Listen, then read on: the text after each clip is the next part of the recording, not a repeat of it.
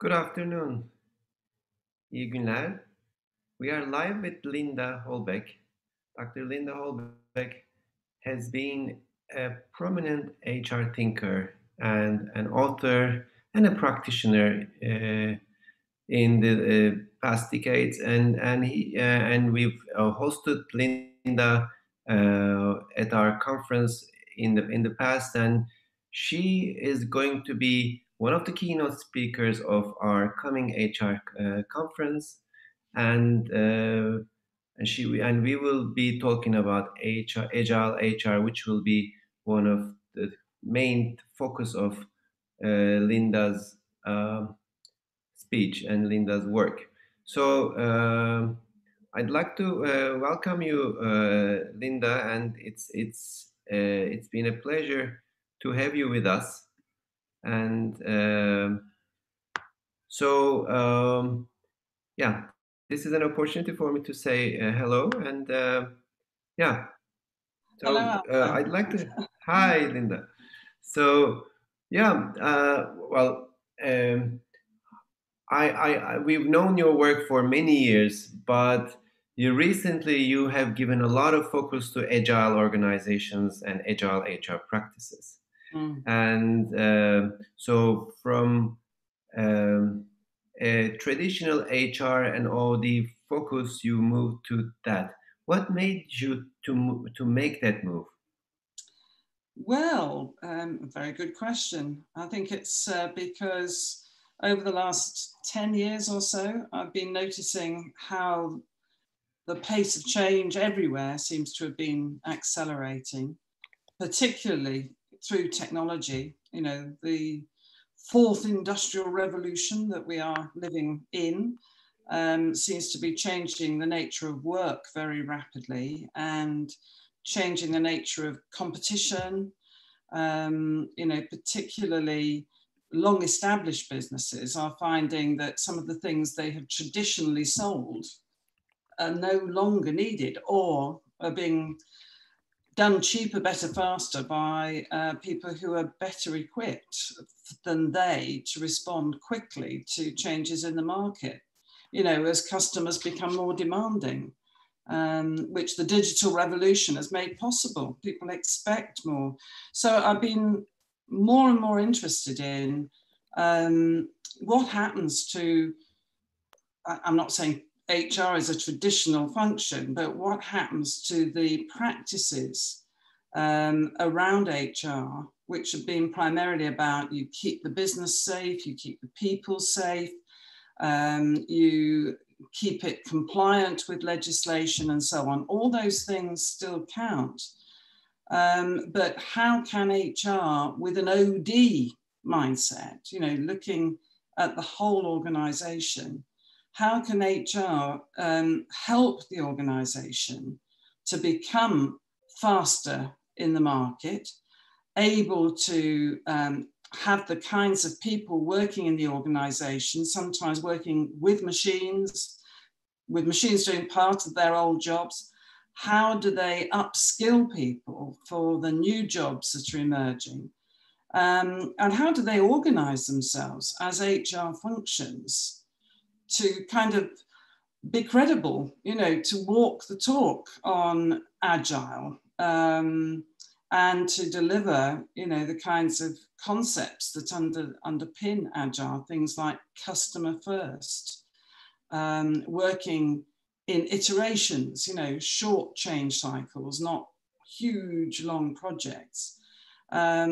Things like people working in teams and being empowered to make decisions at their own level, at the right level to make judgments, which obviously has huge implications for traditional organizations, particularly for just traditional managers and leaders in how they run businesses, as well as for the people working there. So those agile principles, I think, have been demonstrated so dramatically in the pandemic. I'm sure that's true in Turkey, as it has been in the UK and in France and throughout the world. You know, I think Unilever for instance, took 4 days, only 4 days, to convert a production process for deodorants to become a production process for hand sanitizers. They'd never made them before. 4 days. It would normally have taken probably 2 years. I don't know. Absolutely. And things like, you know, you and I are working from home, as many people are. And I've worked with organizations with 20, 30,000 employees who one day are working in the office, the next day they're all working from home, and finding new ways to communicate and to make decisions, to make the business happen still up to a point. So in a sense, agility has become essential, not optional. And it's also become more possible because of this external force, in a way, that organizations are having to respond to, individuals are having to respond to. We're all having to be agile. And at the same time, collaborative, you know, not just thinking of ourselves. So sorry, Yes. that's a rather long answer to your first question. But absolutely a fascinating answer. And one of the pioneers of Agile, if you know, when I would ask this to Jeff Sutherland, and he would say very simply that, well, you can do twice as much of work in the half of the time. I mean, this is why you should do Agile. I think that's a great response. But what I heard from you, yes, this, but also for HR practices, the being a strategic partner, a business partner, which is the having the customer first mind, is also one of the pillars of HR. I heard that, but also with the change of culture, new generations of talent and employees, like empowering and giving space and freedom to people. So that's also, I think, a great reason to make that shift. But also something fascinating is, until the pandemic, something like Agile HR Practice was an enabler, an energizer, something like a bit luxurious, not nice to have, but not must have. But now it's become an essential. Yes. Yes. So it's become a must have. That's what I heard from you. And companies, I want to talk about the practices more, but companies who embrace that made the shift, shown the adaptability that is required in a much effective and efficient and fast way. Yeah. Yes, because as you said, you know, before the pandemic, agility might have been seen as just this little fringe thing, or just for R&D communities or whatever. But I think some of the reasons for that were that it's not always appropriate to be agile. You know, there are certainly some contexts where you need to take the longest possible term view and do things in a very traditional way. But I can't think of many, to be honest. I think more often than not, it was just that Agile cuts across a lot of people's power bases. You know, if you're asking people to work differently, and if you're asking people to take on more responsibility and accountability, and you're asking leaders to share more communication, more information, to enable people to be accountable at the right level, these are big cultural shifts that, for many people, it's a mindset issue. You know, they're not convinced about the benefits before they try it.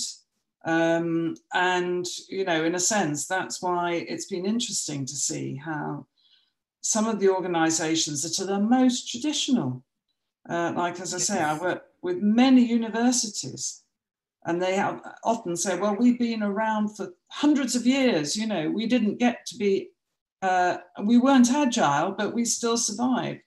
But those universities are all having to completely rethink how they deliver their services, how they make their money, how people will work, because theirs is a very people-focused business, in a very rapid time frame. And they're doing it. You know, that's why, for me, this is an optimistic benefit of what is a disastrous scenario generally, the virus.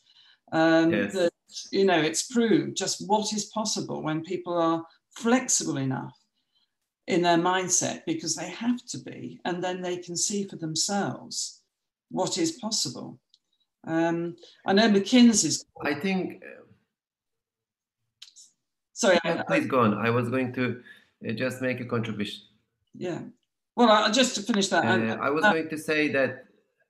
Yeah, go on. Yeah, go on, please. Well, I was just going to say that McKinsey's call it the great acceleration. You know, that these things that were very, very, very slow will now be much faster.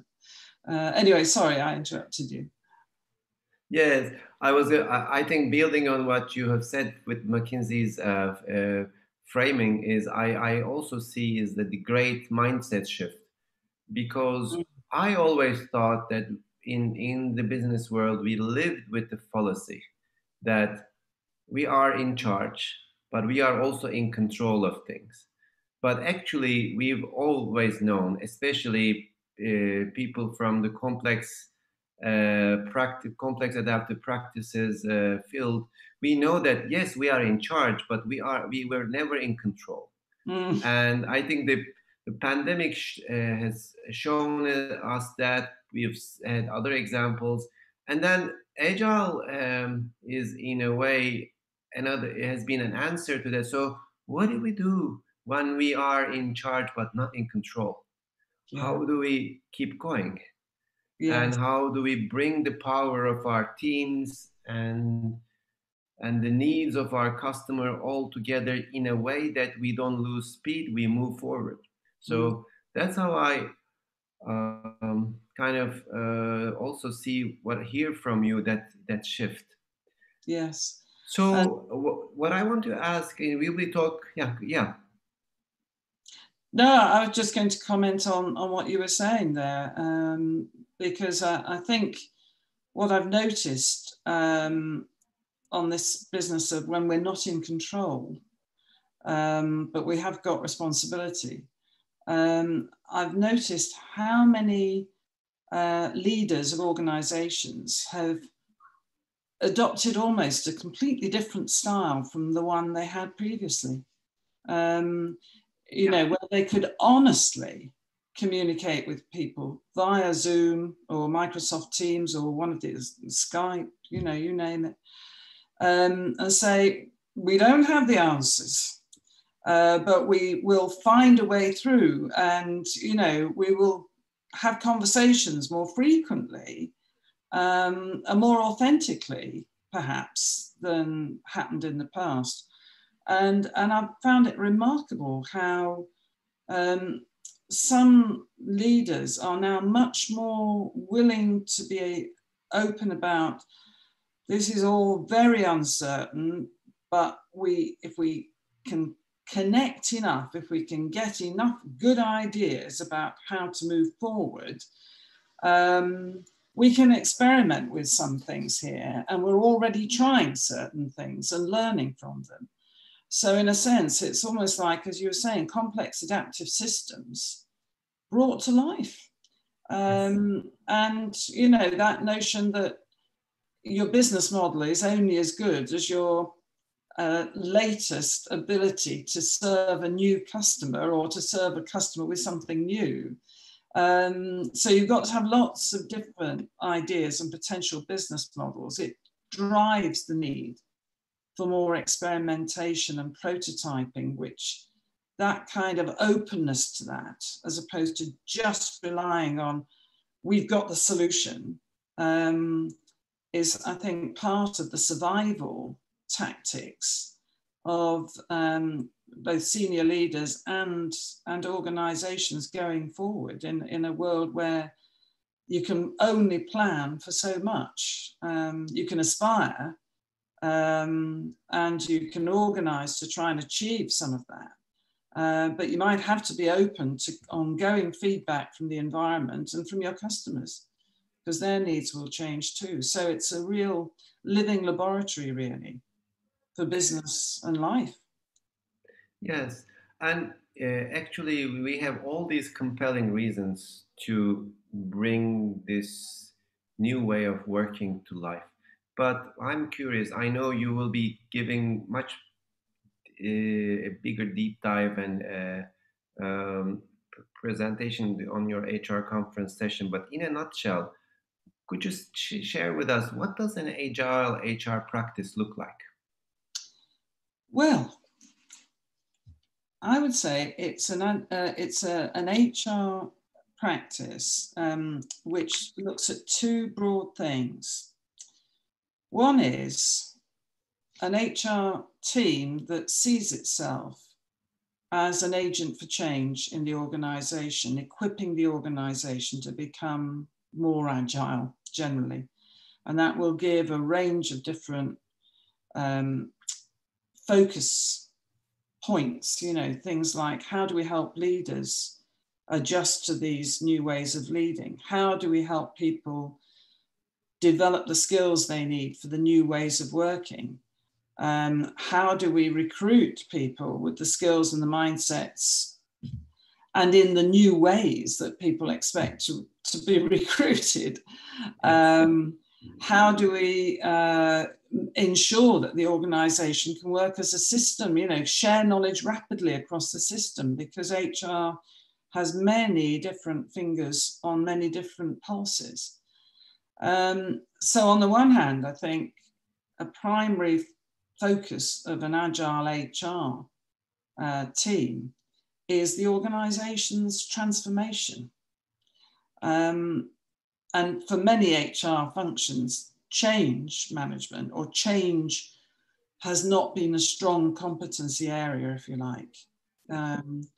So the second focus is the HR team itself.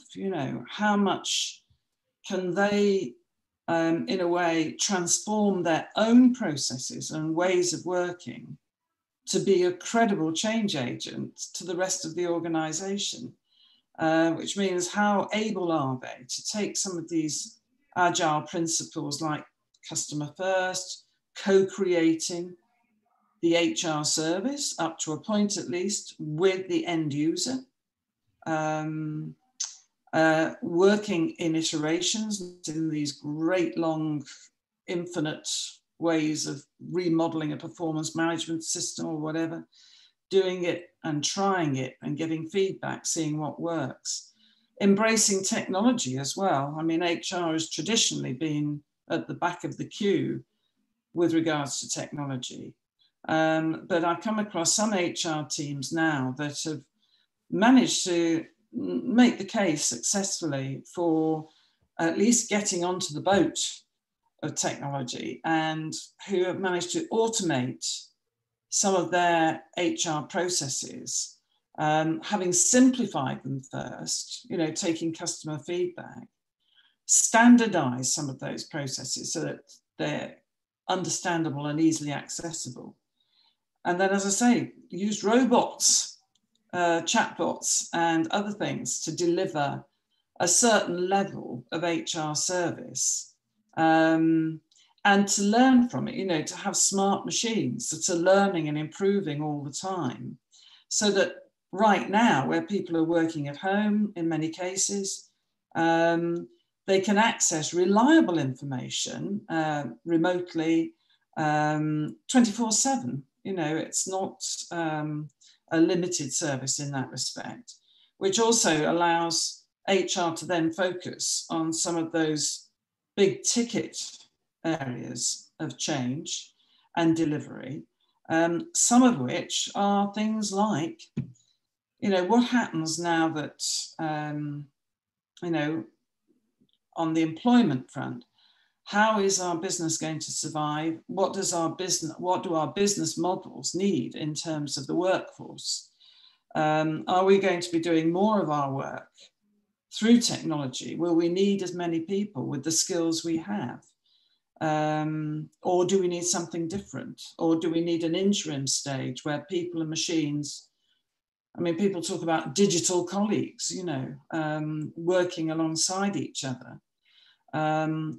And then how do you build, it sounds weird to say it, how do you build a community that is typically no longer just within the island of a single organization, because many businesses are having to look beyond their boundaries to work in partnerships with suppliers, even with competitors, to service customer needs. So there's a big cultural issue there about how do you develop behaviors that can build trust and share knowledge, because you can no longer so closely guard what used to be, your knowledge, your leading edge knowledge. You can no longer protect it completely, but you can build on it and actually develop something very specific by gaining access to other people's knowledge as well. So, but that needs to be done through a mutual gain model. So HR, an agile HR function, is not only converting its own practice, but it's attending to these discussions, it's taking part in these discussions, it's leading some of these discussions about what is this organization going to be that we're developing in the next few years?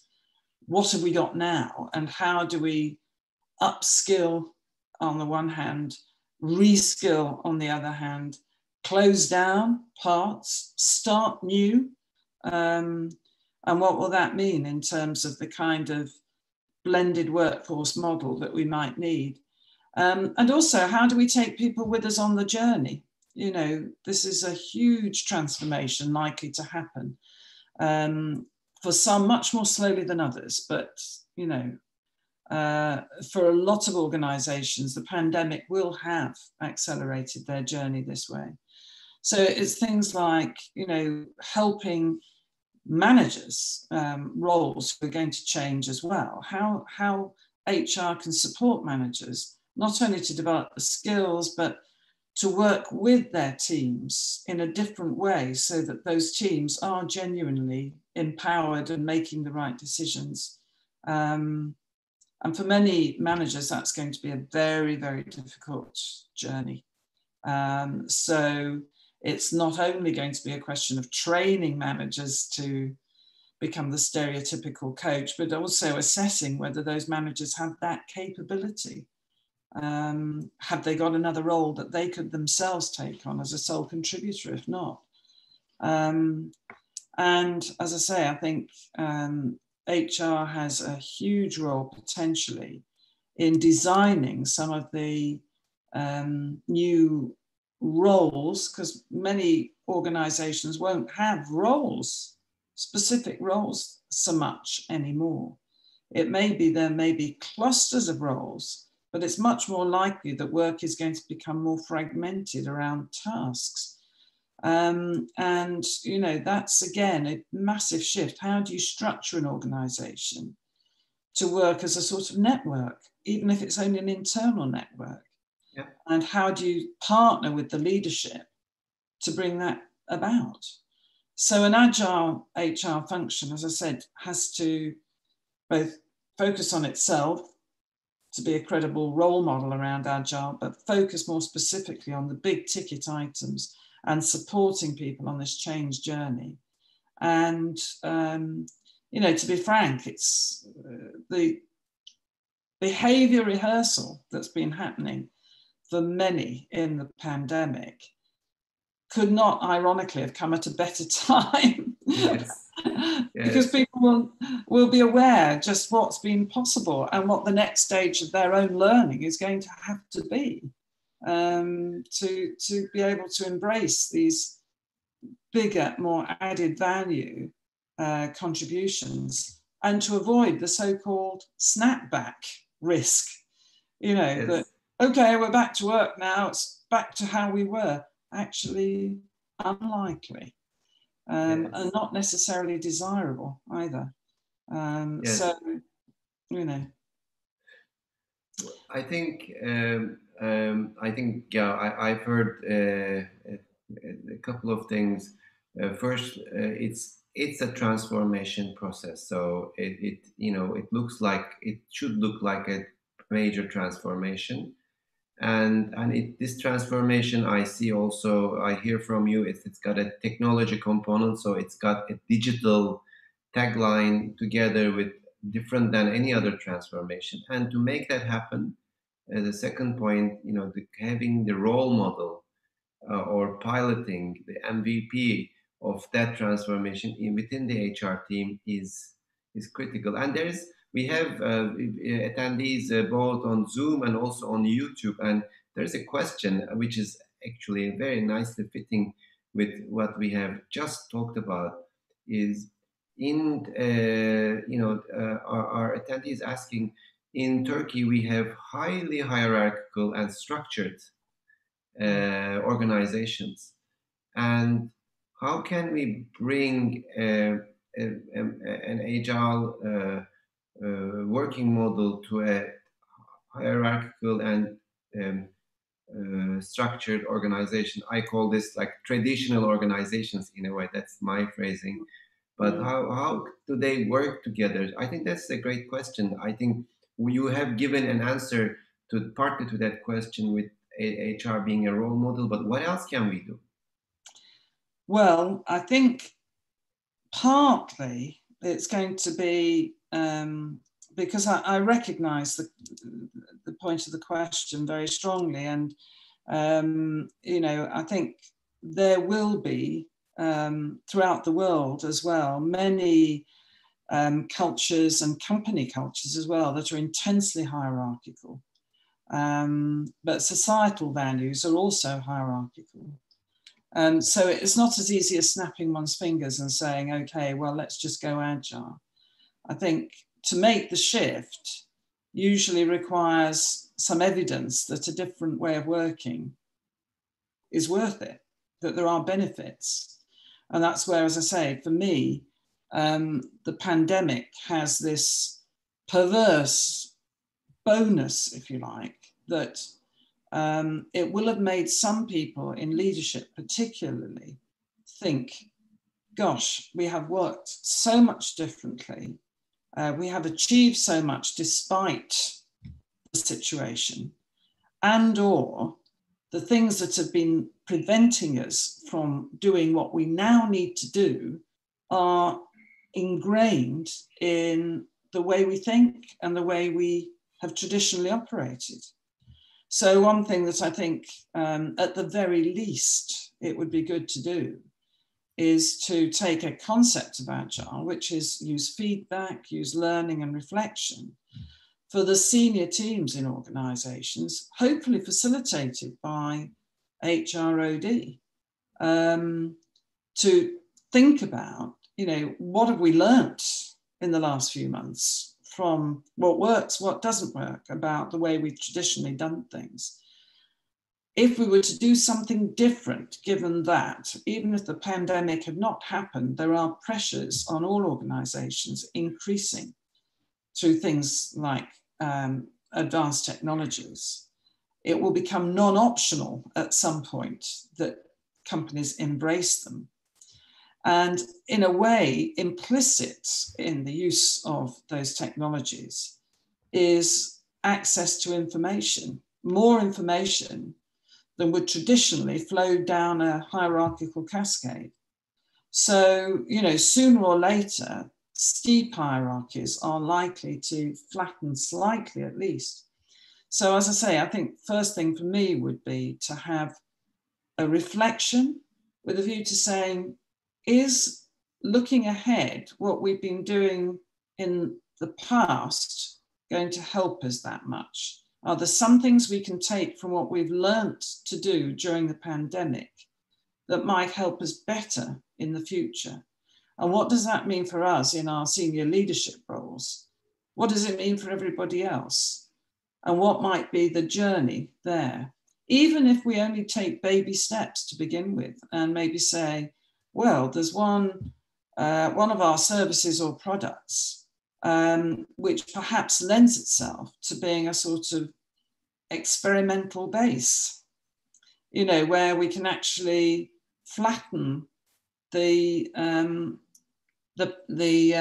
P&L so that that people in that unit can operate almost as a sort of microcosm of something that might be different for a period, and see how it works. I was always struck by examples I've come across of very traditionally structured organizations where actually it's been the courage and the vision of a CEO who could see how the world was changing and who was determined to make change and actually led from the front on this, partnered by a senior HR professional who was skilled, to kind of force his colleagues to say, no, we are going to do things differently and we'll start from the top. And if you don't like it, you can leave with a package. And as I say, I've seen this several times. In most cases, people have stayed and they've gone on the most amazing change journeys, which they themselves have learnt enormously from. And they're thinking differently and they're working differently and they're more successful as companies than they were even before. These were all good companies before, but the risk was taken and it paid off.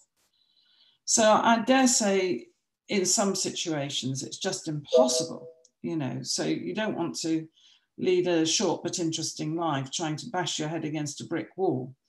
But I think the pandemic teaches us that nothing is impossible.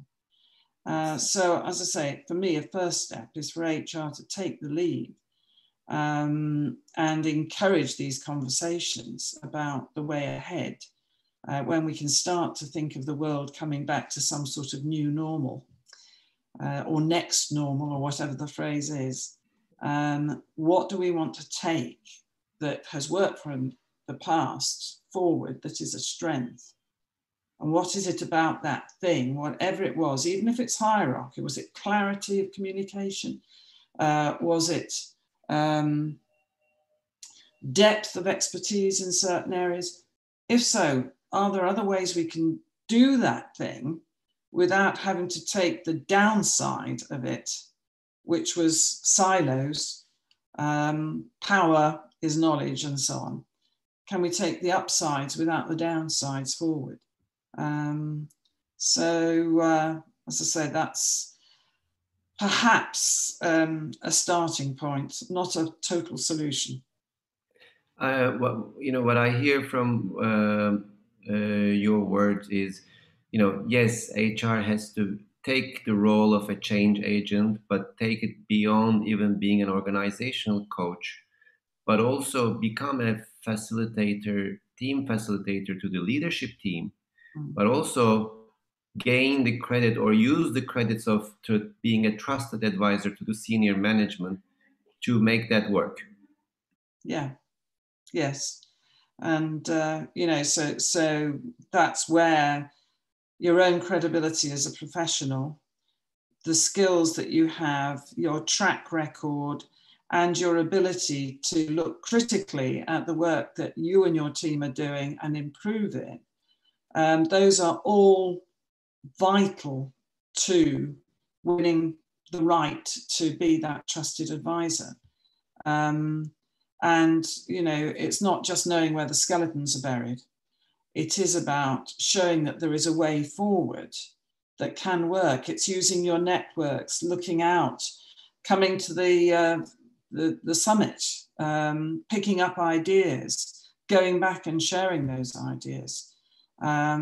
Because this is a vital, I think, turning point for many organizations. Some will go under, but many will thrive doing something differently. And HR can be that catalyst for change, that hunter-gatherer of ideas, get senior leaders going out and meeting people who are doing things differently, so that, you know, they're actually feeding their organization with grains of seed that can spark into a wonderful new meadow of flowers or whatever. And you know, I think the trusted advisor is a key element, and catalyst for change is another element to that. Yes, yes.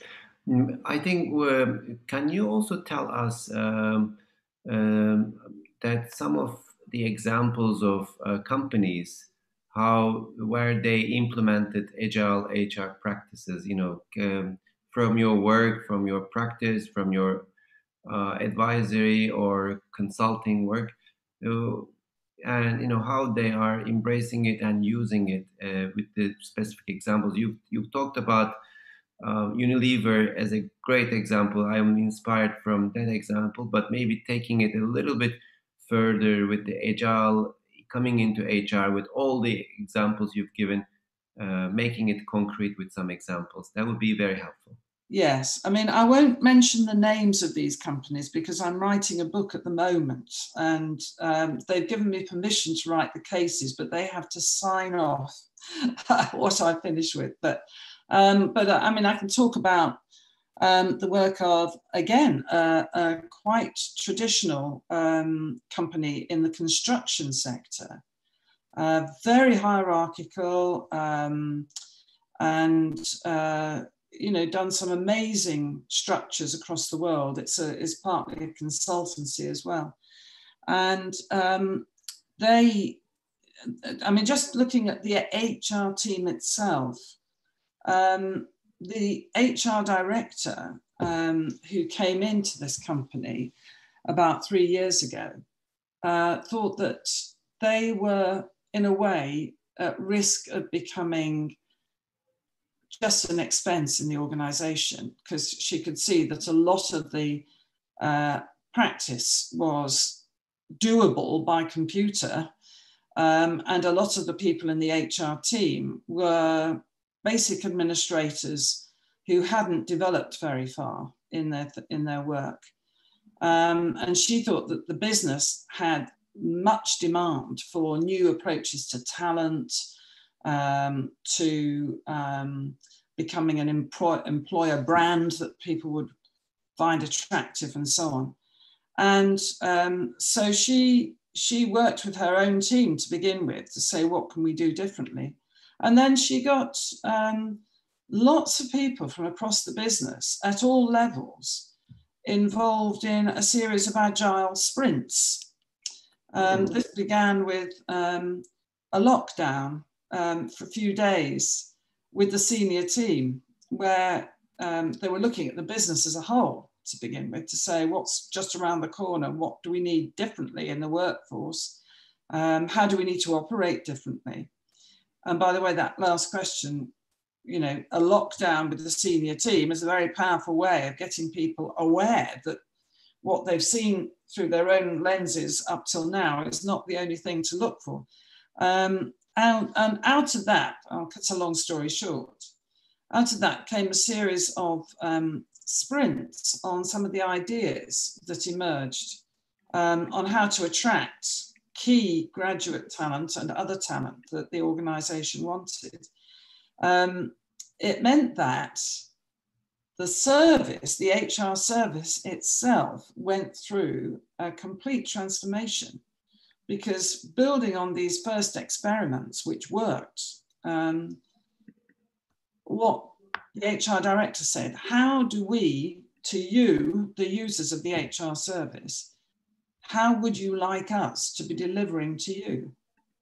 And out of this came a digitization of some of the processes, more in-depth advisory work on other things, greater focus on change, so that bit by bit, that HR function has become a key enabler of other bits of the business wanting to learn some of these skills. So totally credible.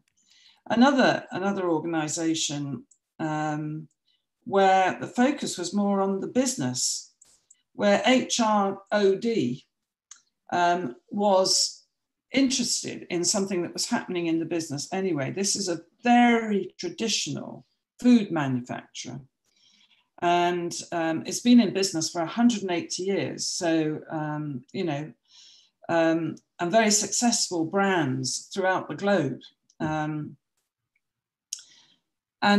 they recognized that, again, in the food that they produce, there are many, many, many competitors now, including something in the pandemic. You know, now everybody buys packed fresh ingredients so they can cook at home as opposed to ready-made things, you know. So that's a whole new business that's come about. Anyway, they were, before the pandemic, this particular food manufacturer got together a so-called power team. This is an agile concept. A power team from people across the business in marketing, in engineering, in this and that and the other, to come together to look at some of these trends and to say, how do we need to either get better at our production lines or at our innovation processes or whatever.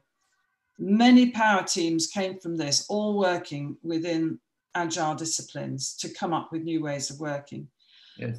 And what they concluded, and HR gradually got involved with this, they weren't the initiator of it, was that actually the biggest impediment to implementing some of these ideas was the culture. And so they developed an agile power team that focused on culture. And out of that has come a whole stream of things, different forms of leadership development, different ways of using communications in the organization, different ways of rewarding people and rewarding innovation, different ways of sharing information across the organization in a very rapid way, etc. So, I mean, those are just two of many examples I could give of how HR doesn't have to take the lead, but does need to notice when things are happening and get involved if it's about the organization that we are becoming. And to be a facilitator and enabler of that, you've got to show that you're open to it yourself. Like the first example I told you of the construction company, they had to be willing to have some very harsh criticism of what they were doing and to be able to work with that feedback to say, okay, well, let's work together on what could be different. And for many people, it was, no, this is my baby. This is my expertise. And in an organization, like in an industry like construction industry, it's also been a nice answer to the question just we answered. But it should be very hard because such an established project-based traditional industry. Yes. So, but you know, the people coming into that industry that they want to attract are coming with different mindsets as well and different expectations. You know, I mean, they don't want to have the traditional HR service. They want to be reached out to before they come. They want, you know, a personalized service. They want instant information that they can rely on. They want different kinds of experiences from the people who are already there, and the people who are already there are saying, why can they have it and not us? So, you know, it grows. You know, that quite rigid attitudes seem fixed forever, but actually when people see that there's a different way of operating, some people want it. And as that grows, more people want it. So even in that very kind of traditional project-based, quite masculine as well, way of working, as I say, you know, these are both long-established companies. Nevertheless, you know, there's not that masculine means not innovative, on the contrary, but, you know, quite engineering focused tend to be, we innovate only in our projects, whereas what they were being asked to do was think more broadly about the company and the ways of working, and particularly what they needed from HR. And that, for many people, was a real development in their own thinking. Yes. I think I want to get one or two questions before we close. I have one question that is about how can I learn about Agile HR? So I kind of hear this question in a way. Let's say, what can I do to learn, to practice, or to develop my knowledge between now and the conference? That is how I want to rephrase it. To improve my our understanding of agile, what are some possible things to read or to see, or what's the starting point for learning about this if I'm new to the topic? Well, I mean, at the risk of sounding very self-interested. Yes, but I think it would be nice to see your book. I will share your book as well on the site on our web LinkedIn when we share this session. Yes, well, thank you. Unfortunately, I haven't got the Agile HR book with me, but I got that one, which is about organization development, which you know about. And that's also, you have the tenets of the agile practices from a complex adaptive system thinking in that book, actually, just without the name. That's, I think, definitely organizational development book, definitely a good starting point. I agree with you, because we talked about HR having a much bigger weight on the OD practices. Yes. A much bigger responsibility being an OD practitioner. So reskilling, upskilling us from the OD side, I hear you, is definitely a starting point. I think this is like when you want to be a violinist, you have to first do all the notes very clearly, very nicely. So you do long notes, like Itzhak Perlman would do long notes all the time. So our long notes is OD. This is our fundamental. But then we can go to your other agile organization book, and maybe we can also suggest some of the fundamentals, like Jeff Sutherland's book on agile. Yes. So and even things like this nudge management. Yes. This one's in French by Eric Sangler, but you'll have it in Turkish. It's in every language, I think, which is, it's just an interesting approach to behavioral change, which I think is, again, a quite important aspect of Agile, understanding that. I think as well, looking at your website and websites such as McKinsey and Deloitte and others, there are frequently articles which, if you've not got time to read a book, you'll find almost anything that's related to the pandemic recently, you'll find is relevant to Agile HR practice that's coming. So at the moment, the challenge you'll have is choice rather than lack of things to read. So, so I think read. Also, check out who else from your network. Or Pia Maria Toren is going to be one of our speakers from Agile People. Right. Or Rene Hallström is coming from Agile HR Network. Maybe we can also share their work, both from Agile practices, but also specifically for Agile HR practices. So they could be their sessions on videos and everything could be also a good starting point, like yours. So Pia Maria, Rina, and your practices would be interesting. So so some reading, some watching. Yes, and some reaching out. If you use LinkedIn or one of the other social media networks, look at who's doing what. There may be some quite interesting players in your industry or your particular sector that it would be good to connect with and find out more about what they're doing on X. Because again, the more you've looked out at what the market is doing, what the competition's doing, as well as what's working and what's not working on the people front, the more it gives you something to start the conversation inside the organization. You know, even if it's remotely, you know, there are many groups within things like LinkedIn that you can have conversations with like-minded individuals, and you just ask to join a group. You know, there is certainly a group or two looking at Agile on LinkedIn. Yes.